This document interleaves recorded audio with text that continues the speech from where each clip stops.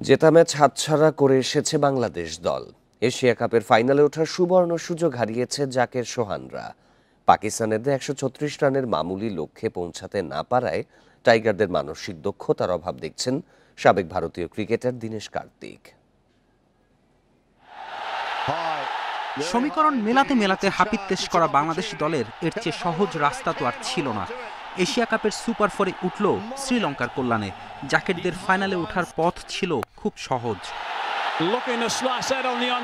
৩৫ রানে যখন পাকিস্তানকে বেঁধে ফেলল টাইগার বোলাররা, তখন বাকি কাজটা ব্যাটাররা করতে পারবে না কে ভেবেছিল। কিন্তু জাকের, সোহান, ইমনরা অবিশ্বাস্যভাবে ব্যর্থ হলেন। এই ব্যর্থতায় ক্রিকেটারদের মানসিক দক্ষতার অভাব দেখছেন সাবেক ভারতীয় ক্রিকেটার দীনেশ কার্তিক। বাংলাদেশের মানসিক দক্ষতার অভাব, সবকিছুর মূলে এটাই।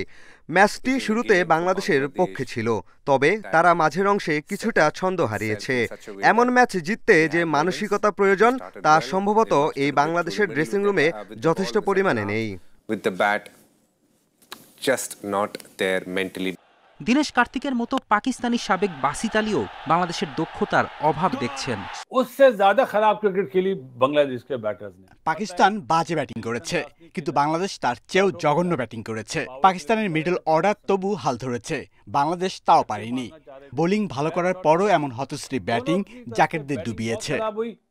हमारे मिडिल ऑर्डर्स ने सहारा दिया, बांग्लादेश के मिडिल ऑर्डर सहारा नहीं दे सके।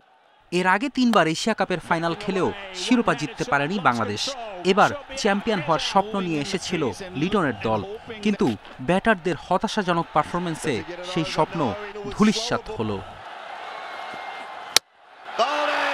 ফেরদৌস ইসলাম, ইন্ডিপেন্ডেন্ট নিউজ।